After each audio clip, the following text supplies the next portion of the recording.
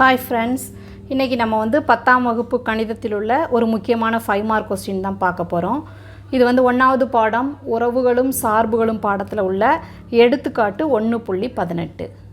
சார்பு f = r/r ஆனது இதில் ஒரு 3 இதாக கொடுத்துருக்குறாங்க, 3 இன்டர்வலாக பிரித்து கொடுத்துருக்குறாங்க. சரிங்களா? அதாவது x -2 விட சின்னதாக இருந்தால் இந்த ஃபார்முலாவை யூஸ் பண்ணணும். x ஆனது -2க்கும் 3க்கும் நடுவில் உள்ள நம்பராக இருந்தால் இந்த ஃபார்முலாவை யூஸ் பண்ணணும். 3 விட பெருசாக இருந்தால் இந்த ஃபார்முலாவை யூஸ் பண்ணணும் அப்படின்னு 3ஆக பிரித்து கொடுத்துருக்குறாங்க. ப்ளஸ் ஒரு 4 கொஸ்டின் கேட்டிருக்காங்க. f(4) என்ன, f(-2) என்ன, அப்புறம் f(4) + 2f(1) என்ன, அப்புறம் 4th one என்ன அப்படின்னு கேட்டிருக்கிறாங்க. சரிங்களா? இப்போ நம்ம கணக்குக்குள்ளே போக போகிறோம். என்ன பண்ணுறோம் அப்படின்னு சொன்னால் பாருங்கள், முதல்ல என்ன கேட்டிருக்குறாங்களோ இதில் கணக்கில் என்னெல்லாம் தேவைப்படுதோ ஃபஸ்ட்டு இந்த இன்டர்வலை நம்ம பார்த்துக்கலாம். சரிங்களா? என்ன கொடுத்துருக்கு பாருங்கள். நீங்கள் ஏற்கனவே சின்ன கிளாஸில் என்கோடு பார்த்துருப்பீங்க. என்கோடு தான் என்கோடு வரைஞ்சிருக்கிறேன் நான். நடுவில் 0 வரும். இந்த பக்கம் 1 2 3 4 5 6 7 அப்படின்னு போடுறோம். இந்த பக்கம் -1 -2 -3 -4 -5 போகுது. இது நார்மலாக வரைகிற என்கோடு தான். ஒரு நம்பர் வலது பக்கம் போக போக பெருசாகிட்டு போகும், லெஃப்ட் சைட் போக போக குறைஞ்சிட்டு போகும் அப்படிங்கிறது உங்களுக்கு தெரியும். சரிங்க, பாருங்கள், இதை பார்த்தா உங்களுக்கு தெரியும். x <(-2) அப்படின்னா என்ன அர்த்தம்? லெஸ்தேன்னா குறையிறது. ஏற்கனவே நம்ம பார்த்துருக்குறோம். இப்படி முனைகள் சேர்ந்துருந்தால் சின்னது அப்படின்னு பார்த்துருக்குறோம். -2 விட சின்னது அப்படின்னு அர்த்தம். இதுக்கு என்ன அர்த்தம் அப்படின்னு சொன்னால் -2 விட சின்னதாக இருக்கணும். அப்போ -2 எங்கே இருக்குது அப்படின்னு பாருங்கள். இந்த இருக்குது. சரிங்களா? இந்த இருக்கா -2 விட சின்னதாக இருக்கணும். சின்ன நம்பர் எந்த சைடு இருக்கும்? லெஃப்ட் சைடு இருக்கும். சரிங்களா? அப்போ இந்த இடத்துல நம்ம போட்டுடலாம். -2 விட சின்னதாக இருக்கணும். அப்போது ஆனால் இதில் இந்த இடத்துல கோடு இருக்கான்னு பார்க்கணும். ஒரு சில இடத்துல இப்படி போட்டு கீழே ஒரு கோடு போட்டிருந்தாங்கன்னா -2 சேர்த்துக்கணும்னு அர்த்தம். இந்த இடத்துல அப்படி இல்லை. -2 எடுக்கக்கூடாது. -2 விட சின்ன நம்பர்ஸை எடுத்துக்கணும். -2 விட சின்ன நம்பர் இந்த பக்கம் என்ன இருக்குது? -3 -4 -5 -6 -7 எல்லாமே சின்ன நம்பர் தான்.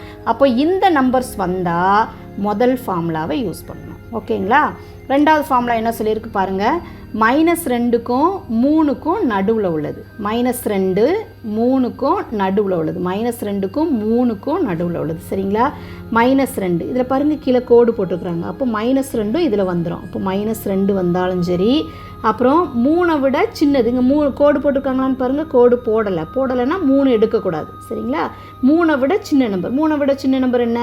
2. இதுவரை -2 -1 0 1 2. புரியுதா? இப்போ இந்த இடத்துல -2க்கும் 3க்கும் நடுவில் உள்ளது அப்படின்னா -2 தான் இருக்குது, 3 தான் இருக்குது. சரிங்களா? இந்த 2க்கும் நடுவில் உள்ளது அப்படின்னா -1 0 -1 2 வந்துடும். இப்போ இந்த இடத்துல நீங்கள் பார்க்க வேண்டியது இதில் கோடு போட்டிருக்காங்க. கோடு போட்டால் -2 சேர்த்துக்கணும். அப்போது -2 இங்கே வந்துடும் இந்த இதில். ஆனால் 3க்கு கீழே கோடு போட்டிருக்காங்களா அப்படின்னா இல்லை. அப்போது 3 இந்த லிஸ்ட்டில் என்ன செய்யாது? வராது. ஓகேங்களா? அப்போது இந்த இதில் என்னெல்லாம் நம்பர் வருது? -2 -1 0 1 2. இதோட முடிஞ்சு போச்சு. இன்டர்வல் இதோட முடிஞ்சிருச்சு. இந்த நம்பர்ஸ் வந்தால் இந்த ஃபார்முலாவை யூஸ் பண்ணணும். மூணாவது 3 விட பெருசாக இருக்கணும். 3ஐயும் சேர்த்துக்கலாம். கீழே அடிக்கோடு போட்டிருக்காங்க பாருங்கள். போட்டால் 3 விட பெருசு. அப்போ 3 4 5 6 7 இதில் என்ன நம்பர்ஸ் வந்தாலும் இந்த ஃபார்முலா யூஸ் பண்ணலாம். முதல் சம் பாருங்கள், என்ன கொடுத்துருக்கு? f(4) அப்படின்னு கொடுத்துருக்கு. அப்போ நீங்கள் இதில் பார்க்கணும். இதில் 4 எங்கே வருது? இது -4. இதை எடுத்துடக்கூடாது. இங்கே என்னது? வெறும் 4 தான் கொடுத்துருக்கு. +4. 4 எங்கே இருக்குது அப்படின்னு பாருங்கள். 3, 4னா இந்த ஃபார்முலாவை யூஸ் பண்ணணும். சரிங்களா? அப்போது அந்த ஃபார்முலாவை எழுதியிருக்கிறேன். புரியுதா? 4னா 4க்கு நேரே இருக்கிற அந்த ஃபார்முலாவை யூஸ் பண்ணணும். 3x - 2 போட்டிருக்கிறேன். எழுதியாச்சு. முதல்ல என்ன இருக்குது? 3 இருக்குது. 3 போட்டுக்கோங்க. எக்ஸை எடுத்துட்டு எக்ஸுக்கு பதிலாக என்ன போட போகிறோம்? 4 போட போகிறோம். எக்ஸை தூக்கிட்டு எக்ஸுக்கு பதிலாக 4. அப்போ எக்ஸை எடுத்துடுறேன். அதுக்கு பதிலாக என்னது? 4 போடுறேன். சும்மா போட்டிங்கன்னா அது 34 ஆயிரும். 34 கிடையாது, நடுவில் பெருக்கல். ஸோ கண்டிப்பாக மறக்காமல் ப்ராக்கெட் போடணும். 3 எக்ஸ் வர இடத்துல 4, அதை ப்ராக்கெட்டுக்குள்ளே போடணும். மீதி என்ன இருக்குது? -2 போட்டாச்சு. அடுத்த ஸ்டெப் என்னது? 3ஐயும் 4ஐயும் என்ன பண்ணணும்? 3ஐயும் 4ஐயும் பெருக்கணும். ப்ராக்கெட்னாலே பெருக்கல் அப்படின்னு அர்த்தம். 3 4s are 3 4 ஒரு 4 4 2 4 8 3 4 12 மீதி என்ன இருக்குது ஒரு -2. அடுத்த ஸ்டெப்பில் 12ல் 2 கழிக்க சொல்கிறாங்க, கழிச்சா என்ன 10. இப்போ f(4)ஓட மதிப்பு ஆன்சர் என்ன 10. அடுத்து ரெண்டாவது என்ன கேட்டிருக்காங்க f(-2) இதில் எங்கே வருது அப்படின்னு பாருங்கள், இந்த வருது -2 வந்தால் அதுக்கு நேராக உள்ள ஃபார்முலா என்ன ஃபார்முலா x² -2 அந்த ஃபார்முலாவை எழுதியிருக்கிறோம். இப்போது x வர இடத்துல இங்கே 4 இருந்ததுனால x வர இடத்துல 4 போட்டோம்.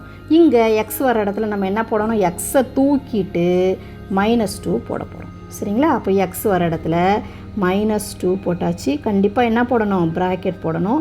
மேலே ஸ்கொயர் இருக்குது, ஸ்கொயர் போட்டுக்கோங்க. மீதி கீழே -2 இருக்குது, -2 போட்டுக்கணும். எல்லாமே அப்படியே போடணும். மேலே 2 இருந்தால் மேலே 2 போடணும், -2 இருந்தால் -2 போடணும். எக்ஸை மட்டும் எடுத்துட்டு அதுக்கு பல -2 போடணும். சரிங்களா?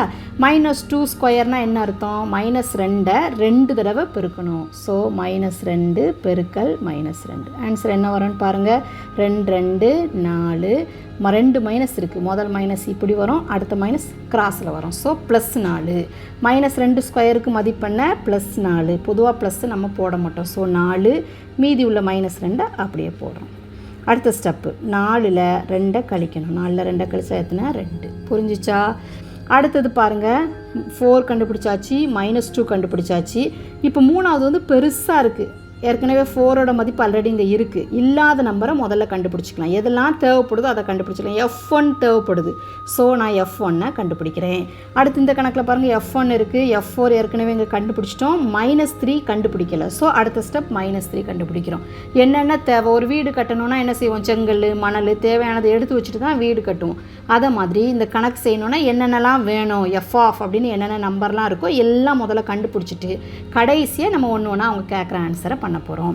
இங்கே இதில் f(1) தேவைப்படுது. ஸோ f(1) கண்டுபிடிக்கிறோம். அப்போ 1 அப்படின்னா 1க்குள்ளே இது ஃபார்முலா என்னென்னு பாருங்கள். இங்கே பாருங்கள், -2 -1 0 1 2 5 நம்பருக்குமே இந்த ஃபார்முலா தான் யூஸ் பண்ணணும். அப்போ 1க்கும் அதே ஃபார்முலா தான், x² -2. இங்கே என்ன செய்யணும், x வர இடத்துல இங்கே என்ன போட போகிறோம், 1 போட போகிறோம். x வர இடத்துல என்ன போடணும், 1. அப்போ போடுங்க, x வர இடத்துல 1 ப்ராக்கெட் போட்டு மேலே ஸ்கொயர் இருந்தால் ஸ்கொயர் போடணும், -2 கண்டிப்பாக போடணும். அடுத்த ஸ்டெப் -1² என்ன மதிப்பு, 1² என்ன அர்த்தம், 1-ஐ 2 தடவை எழுதி பெருக்கணும். 1 1. அப்போ 1² மதிப்பு 1 தான். ஸோ 1 மீதி உள்ள -2 மறக்காமல் போடணும். 1ல் 2 கழிக்க முடியுமா, கழிக்க முடியாது. கழிக்க முடியாத இடத்துல மாற்றி கழித்து ஒரு மைனஸ் போட்டுருங்க. 1ல் 2 கழிக்க முடியாது.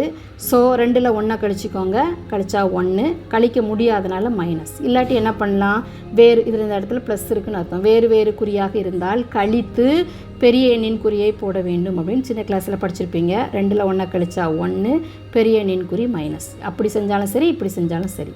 அடுத்தது f(-3). -3க்கு என்ன ஃபார்முலா போடணும்னு பாருங்கள். -3 இந்த இருக்குது. -3 இருந்தால் அதுக்கு நேர் உள்ள ஃபார்முலா 2x + 7.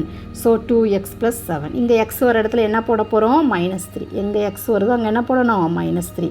முதல்ல 2 போட்டுக்கோ. x வர இடத்துல என்ன போடணும், -3 ப்ராக்கெட்டில் போடணும்.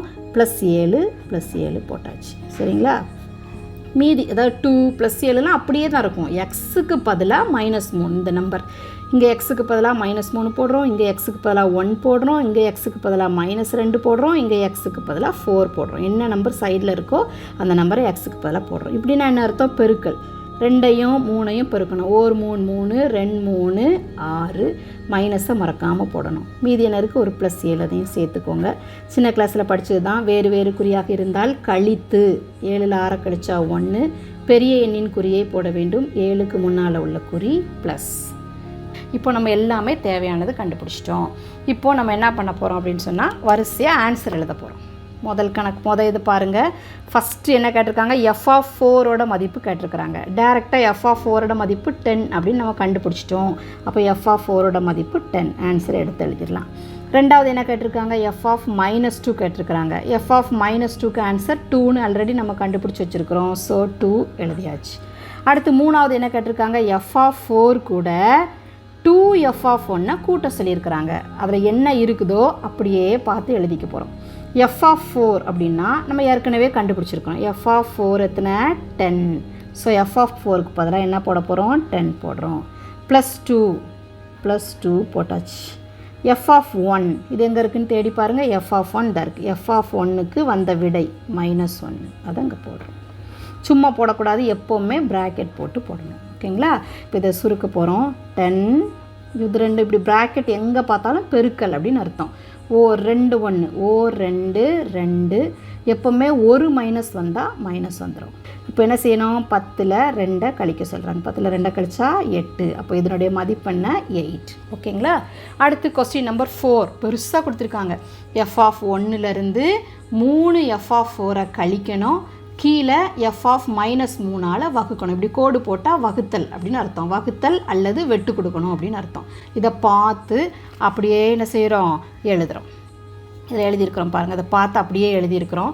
ஒன்றா எல்லாத்துக்கும் ஆன்சர் இங்கே இருக்குது. அதை போட போகிறோம். ஃபஸ்ட்டு f(1) f(1)க்கு பதிலாக f(1)ஓட ஆன்சர் எங்கே இருக்குது பாருங்கள்? -1. ஸோ -1. அப்புறம் -3 அந்த -3யை போட்டுக்கணும். அடுத்து f(4)க்கு எங்கள் ஆன்சர்? f(4)ஓட ஆன்சர் 10.